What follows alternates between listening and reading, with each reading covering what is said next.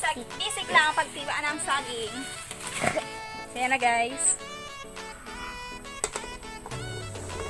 So, ayan, medyo madami-dami rin pala pag nahiwa na siya.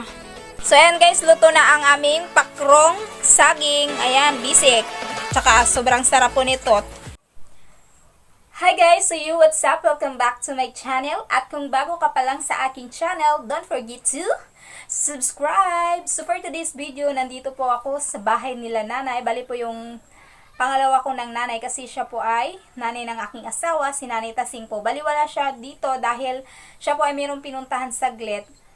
Dito po ako magko-content ngayong araw dahil dito po ay magluluto ako ng pakrong saging. So, bali, yung saging po ay kanila pong tanim, kaya dito ako humingi. And, ayan, hindi muna tayo makakapag-content today sa ating bukid dahil sa Monday pa po ako makakapag-content doon. So, kailangan natin, syempre, mag-content everyday dahil hindi pa tayo monetize. So, ayan pala, shoutout muna tayo sa ating mga kababayan dyan, mga OFW. Kung ano man po ang inyong mga ginagawa ngayon ay mag-iingat po kayo palagi sa inyong mga trabaho. At sa mga kapanood pa po ng aking mga videos, ayan, palagi rin po kayong mag-iingat sa inyong mga ginagawa. So ayan guys, samahan niyo po ulit ako sa aking panibagong vlog ulit ngayong araw. Let's go! So ayan guys, nandito na tayo sa puno ng saging. Ayan pala yung titibain ko. Isang puno lang siya dahil konti lang din yung ating lulutuing pakro. So, ayan. Tibain na natin. Tapos, kailangan dahan-dahan yung ating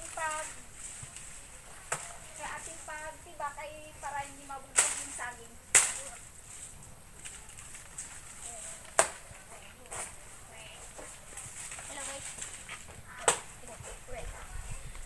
So, ayan guys. Ito pala yung tinitiba kong saging ay hindi pa siya gulang.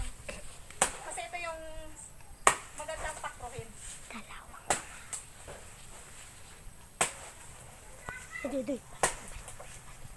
Ayan na. ako magapundo. Kailangan dahan-dahan para hindi siya mabugbog. Sana guys! Kop guys. Wait lang. Sana ba yung ating itak? Okay, tanggalin na natin. Okay, baka mamaya malaglag. Ay! Parang bumibigay na siya. Wait lang. Dahan-dahan natin. Okay! Bawa mo kayo. Sayang guys. Natiba ko na yung saging. Putulin na natin siya.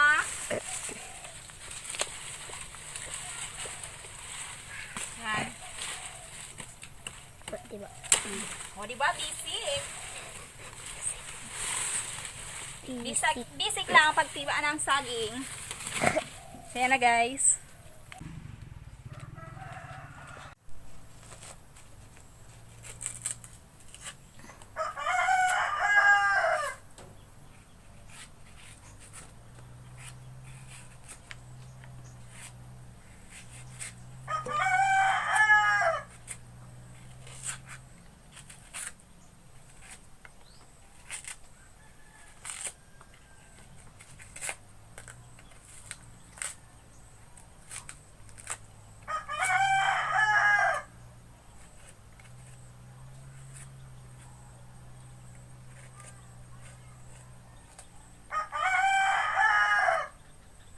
Yan guys.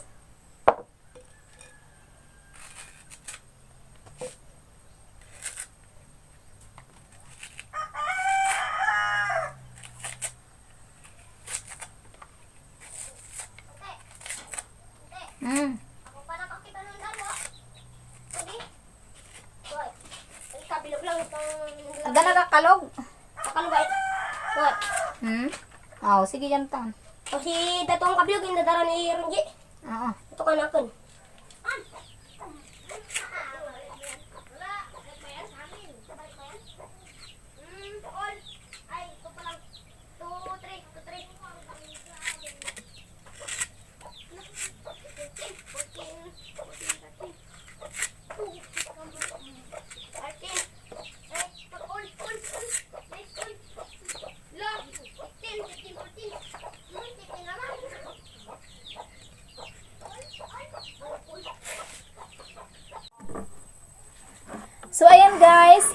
pala ang aking nabalata na saging. Ayan, maghihiwa na po ako ng pabilog. Kasi kailangan po ito ay pabilog po ang pagkahiwa. Ganito po kasi sa amin ang pakro. Tsaka maninipis lang po ang pagkahiwa nito para madali pong maluto. At saka po, yung aking mga kasama po pala dito, yung aking mga pamangkin ay laro na po sa labas, kaya ako na lang po yung naiwan dito. Ang simple lang yung paghiwa kasi malambot lang din po yung saging. At saka ito po ay hindi po matanda. Manghod pa po ito. Yan, ganito po kasi yung pagpakro sa amin. Kailangan po ay manghod po ang saging. Kasi po pag siya ay gulang na, hindi na po siya masarap pakruhin.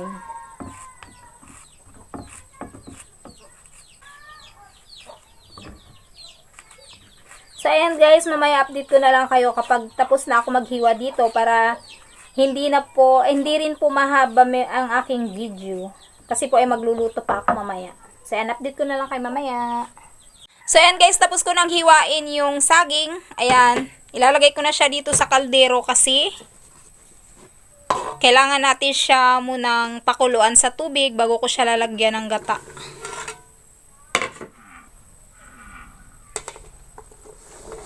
So, ayan, medyo madami-dami rin pala pag nahiwa na siya. Tapos, lalagyan ko siya ng kaunting asin. Ayan, lagyan na natin siya ng tubig. So, ayan guys, hindi ko na na-video yung paglagay ng tubig kasi ako lang mag-isa dito. Yung mga pamangkin ko po ay naglalaro na. Kaya, hindi ko na na-videohan yung paglagay ng tubig. So, ayan guys, isasalang ko na siya. Ayan, salang na natin ang ating pakro.